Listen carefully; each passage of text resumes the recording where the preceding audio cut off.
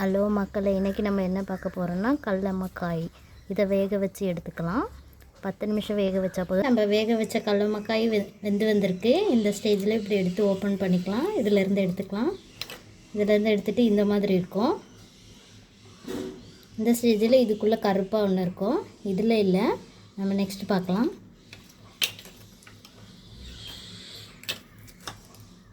இங்கே பாருங்கள், இதை வந்து க்ளீன் பண்ணிக்கலாம்.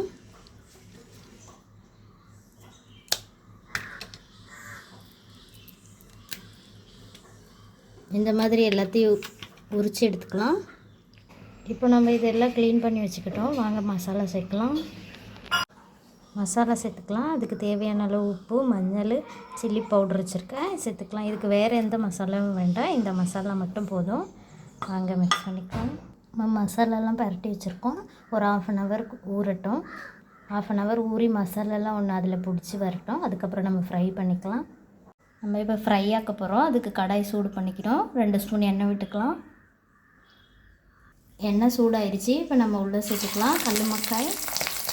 இது தமிழில் வந்து சிப்பின்னு சொல்லுவாங்க, மலையாளத்தில் வந்து கடலமக்காய்.